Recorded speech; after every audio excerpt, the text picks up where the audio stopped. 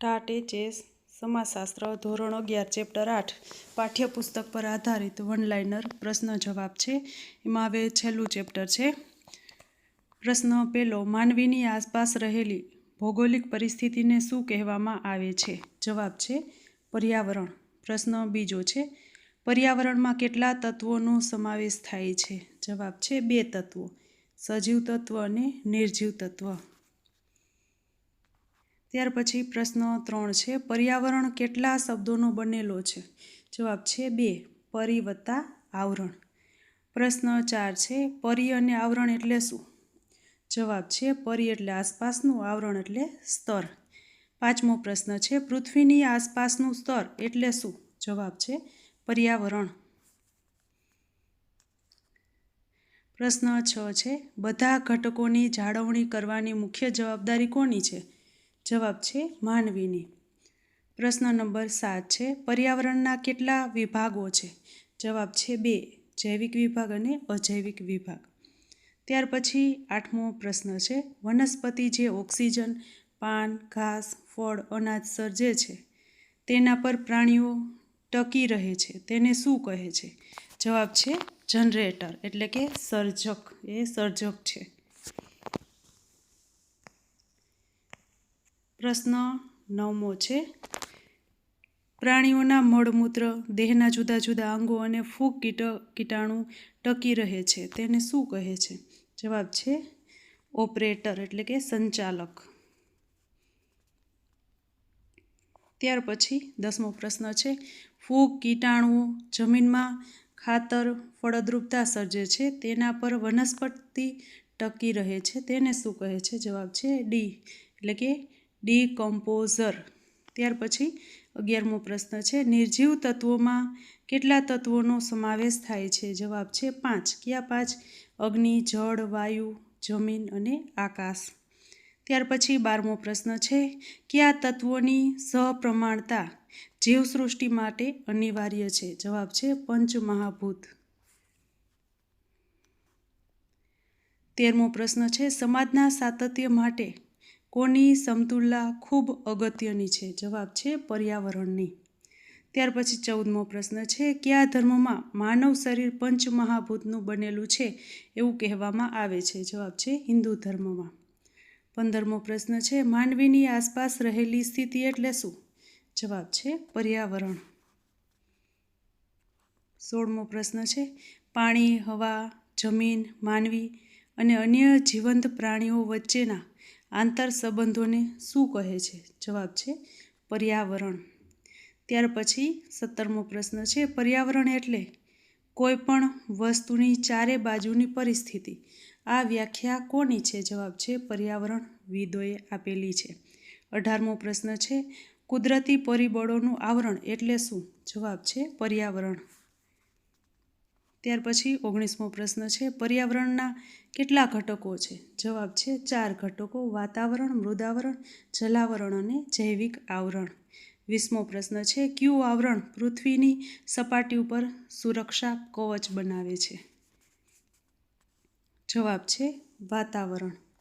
21મો પ્રશ્ન છે, પૃથ્વીના જુદા જુદા ભાગોમાં આબોહવામાં ફેરફાર કેમ થાય છે?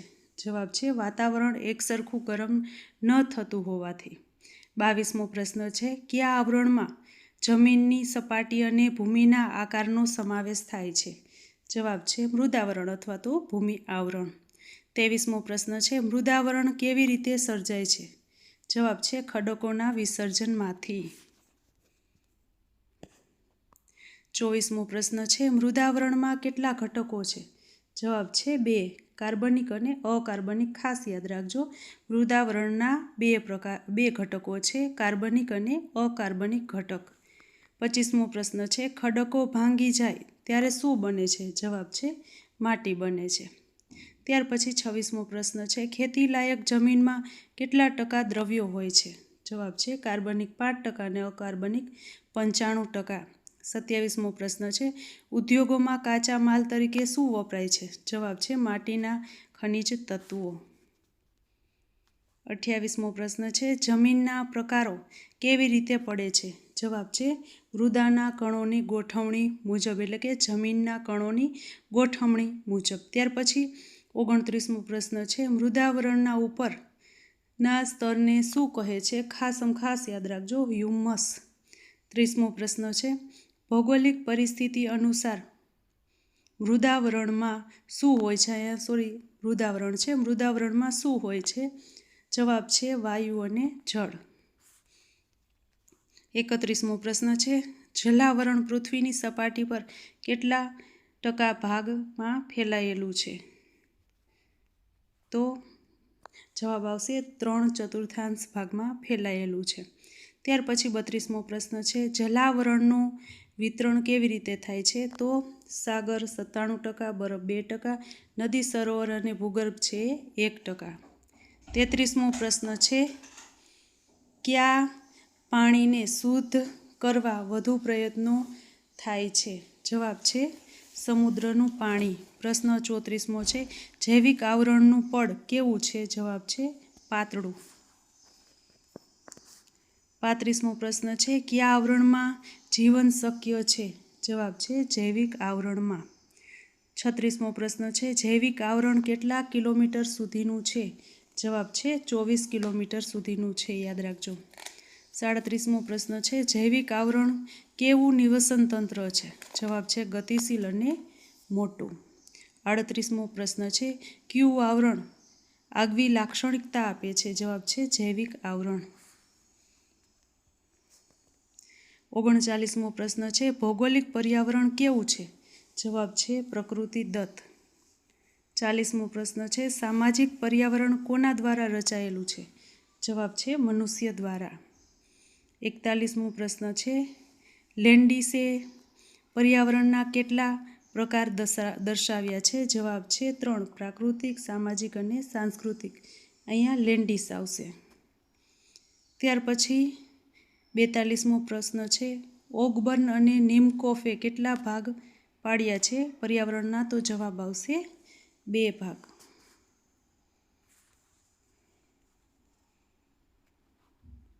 ત્યાર પછી યાદ રાખજો, મેકાઈવરે કેટલા પર્યાવરણના ભાગ પાડ્યા છે? તો 3 છે, ભૌતિક, આર્થિક અને સામાજિક પર્યાવરણ. 44મો પ્રશ્ન છે, ભૌતિક પર્યાવરણમાં શું આવે છે?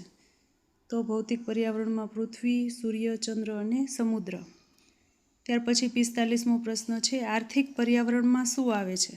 જવાબ છે મકાન, રસ્તા, મશીનો વગેરે.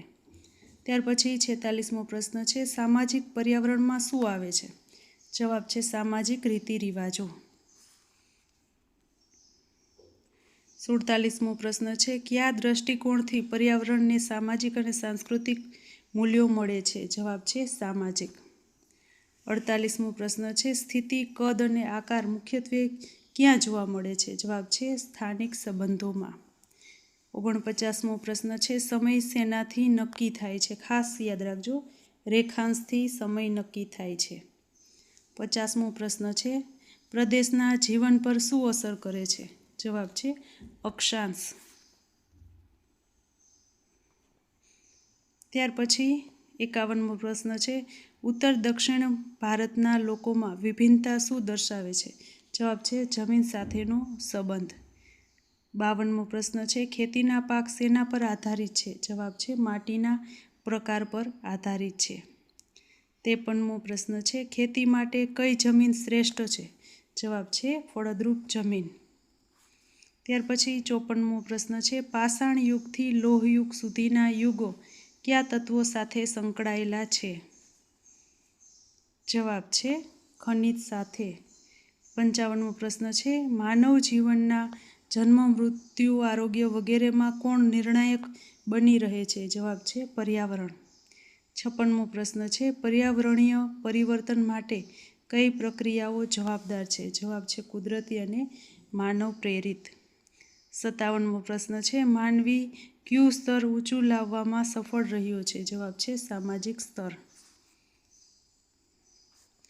58મો પ્રશ્ન છે, માનવીય પ્રવૃત્તિથી જમીન પર શું અસર પડે છે? જવાબ છે દબાણ વધી રહ્યું છે. 59મો પ્રશ્ન છે, કઈ પ્રવૃત્તિથી પ્રદૂષણની સમસ્યા છે થાય છે? જવાબ છે આર્થિક પ્રવૃત્તિથી. 60મો પ્રશ્ન છે, કઈ જગ્યાએ ગામો દરિયામાં સમાઈ ગયા હતા? તો જવાબ છે વલસાડના તિથલ. પ્રશ્ન 61 છે, આરોગ્યનો ખ્યાલ કોની સાથે સંકળાયેલો છે? જવાબ છે જૈવિક અને શારીરિક બાબતો સાથે. 62મો પ્રશ્ન છે, કઈ સાલમાં ધરતીકંપ પછી ગુજરાતને કચ્છનું નવું આધુનિક રૂપ મળ્યું? જવાબ છે 2001. 63મો પ્રશ્ન છે, ક્યાં આવેલા વાવાઝોડાથી દેશ વિદેશ સાથેનો સંપર્ક વધ્યો? જવાબ છે કંડલા. 64મો પ્રશ્ન છે, સમાજ વિજ્ઞાનમાં કઈ સાલ પહેલાં પર્યાવરણનું સમાજશાસ્ત્ર ન હતું? જવાબ છે 1972 પહેલાં. ખાસ યાદ રાખજો.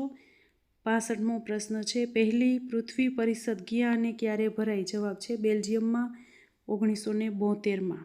ખાસ યાદ રાખજો.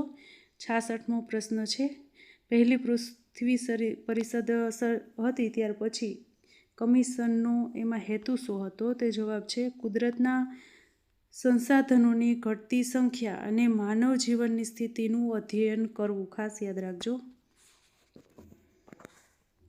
ત્યાર પછી કમિશનનો અહેવાલ ક્યારે પ્રસિદ્ધ થયો? ખાસ યાદ રાખજો 1988માં. 68મો પ્રશ્ન છે, કમિશનનું નામ શું હતું? જવાબ છે અવર કોમન ફ્યુચર. ત્યાર પછી 69મો પ્રશ્ન છે, બીજી પૃથ્વી પરિષદ ક્યારે અને ક્યાં ભરાઈ? ખાસ યાદ રાખજો 1992માં રિયો ડી જાનેરો ખાતે. 70મો પ્રશ્ન છે, બીજી પૃથ્વી પરિષદનું આયોજન કયા નામથી થયું? જવાબ છે પર્યાવરણ અને વિકાસ પરિષદ. ખાસ યાદ રાખજો પર્યાવરણ અને વિકાસ પરિષદ. 71મો પ્રશ્ન છે, બીજી પૃથ્વી પરિષદમાં શેના પર વધુ ભાર મુકાયો? જવાબ છે પર્યાવરણની સમતુલા અને માનવ સુખાકારી. 72મો પ્રશ્ન છે, ભારતના ઉત્તર પૂર્વના પહાડી વિસ્તારોમાં કયું આંદોલન થયું હતું? જવાબ છે ચિપકો આંદોલન. 73મો પ્રશ્ન છે, ચિપકો કયો શબ્દ છે? જવાબ છે પહાડી શબ્દ છે. 74મો પ્રશ્ન છે, ચિપકોનો અર્થ શું થાય છે? જવાબ છે ચોંટવું. 75મો પ્રશ્ન છે, આદિવાસી વિસ્તારમાં સ્ત્રીઓ દ્વારા કરાયેલ આંદોલન કયું હતું? તો જવાબ છે ચિપકો આંદોલન. 76મો પ્રશ્ન છે, કોના સહકારથી ગ્રામ સ્વરાજ અને સહકારી મંડળી ઊભી થઈ? જવાબ છે સર્વોદયવાદીઓના સહકારથી. 77મો પ્રશ્ન છે, ચિપકો આંદોલનમાં કોનું નેતૃત્વ હતું? ખાસ યાદ રાખજો ગૌરી દેવી. 78મો પ્રશ્ન છે, ચિપકો આંદોલન બાદ કેટલા વિસ્તારમાં વૃક્ષ ન કાપવાનો નિર્ણય થયો? જવાબ છે 1050 ચોરસ કિલોમીટર. ત્યાર પછી 79મો પ્રશ્ન છે, નર્મદા ડેમના વિરોધમાં કયું આંદોલન શરૂ થયું હતું? તો નર્મદા બચાવો આંદોલન. ત્યાર પછી 80મો પ્રશ્ન છે, મોરારજી દેસાઈના સમયગાળામાં કઈ ચળવળ થઈ હતી? તો જવાબ છે સાયલેન્ટ વેલી મૂવમેન્ટ. ત્યાર પછી 81મો પ્રશ્ન છે, રાજસ્થાનમાં કઈ ચળવળ થઈ હતી? જવાબ છે બિશ્નોઈ ચળવળ. 82મો પ્રશ્ન છે, કન્નડમાં કઈ ચળવળ થઈ હતી? જવાબ છે અપીકો ચળવળ. 83મો પ્રશ્ન છે, ગુજરાતમાં સિમેન્ટ ઉદ્યોગ સામે કયું આંદોલન થયું? જવાબ છે મહુવાના ખેડૂતોનું આંદોલન.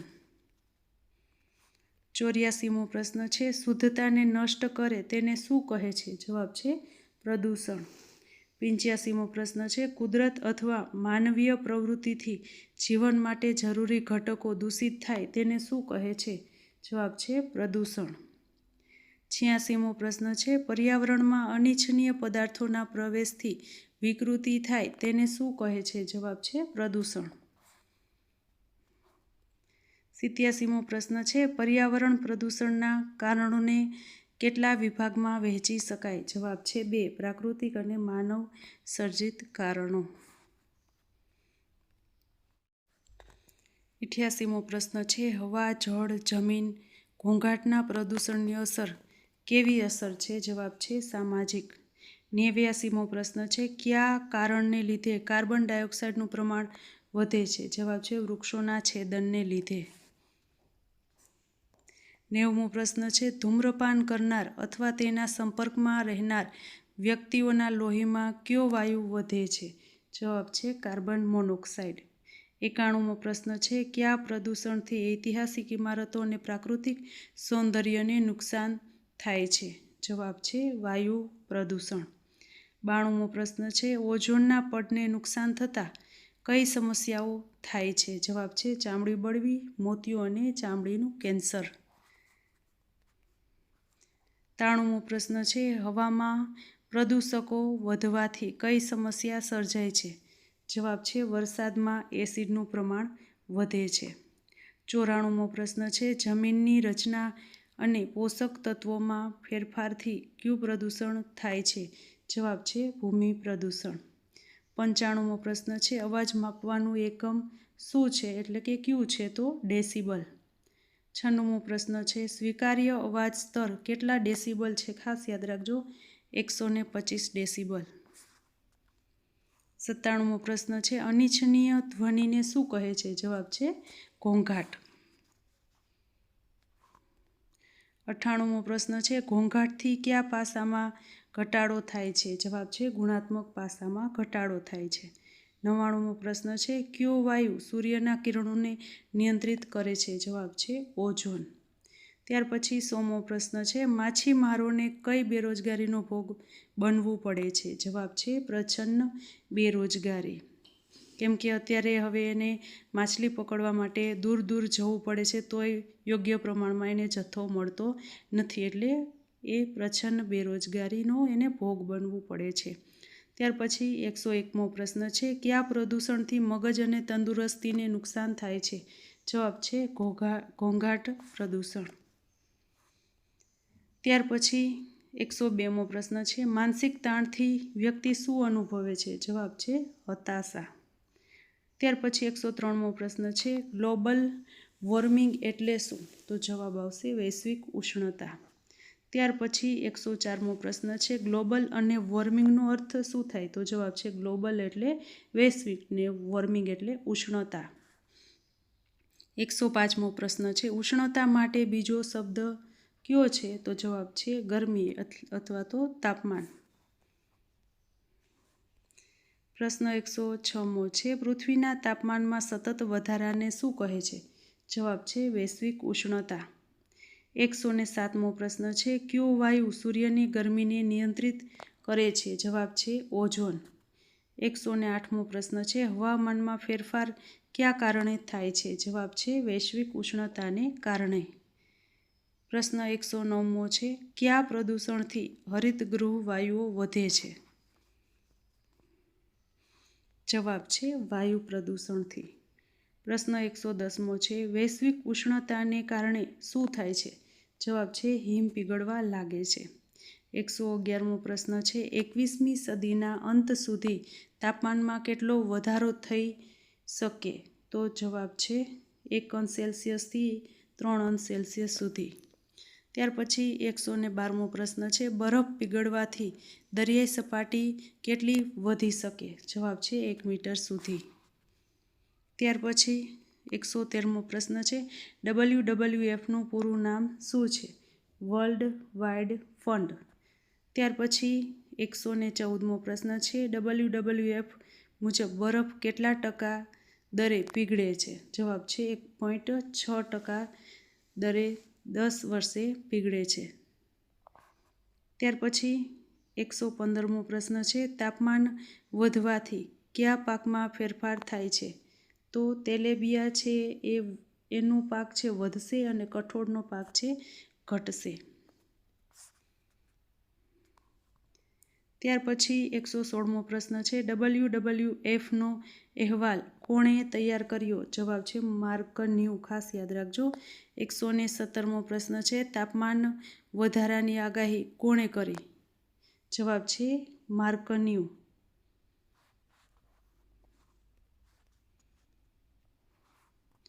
118મો પ્રશ્ન છે, વિશ્વ દિવસો કયા છે? તો એક છે વિશ્વ પર્યાવરણ દિન, તો આવશે 5 જૂન. વિશ્વ વન દિન 21 માર્ચ. વિશ્વ જળ દિવસ 22 માર્ચ. વિશ્વ હવામાન દિવસ 23 માર્ચ અને વિશ્વ ધરતી દિન 22 એપ્રિલ. આ બધા 5 છે એ ખાસ યાદ રાખજો. પ્રશ્ન 119. જે તે પ્રદેશના જળવાયુ, કુદરતી સંપત્તિ, પશુજીવન, માનવ જીવન, સંસ્કૃતિ વગેરે કોના ઉપર નિર્ધારિત હોય છે? જવાબ છે અક્ષાંશ. ત્યાર પછી પ્રશ્ન 20મો છે 120મો છે. કેરાલા સરકાર અને પર્યાવરણવાદીઓએ કઈ સાલમાં ત્યાંના હાઇડ્રો ઇલેક્ટ્રોનિક પ્રોજેક્ટના સંદર્ભમાં કઈ ચળવળ કરી હતી? જવાબ છે ધ સાયલેન્ટ વેલી મૂવમેન્ટ 1978. ખાસ યાદ રાખજો. અને હવે 1 થી 8 ચેપ્ટર તમારા પૂરા થશે, એટલે 11મું ધોરણ તમારું પૂરું છે. બધા 1 થી 8 ચેપ્ટરમાં જે તમે ન જોયા હોય એ જોઈ લેજો. અને જો તમને મારા વિડીયો ગમ્યા હોય તો તમે લાઈક કરજો અને સબસ્ક્રાઈબ કરજો. Thank you.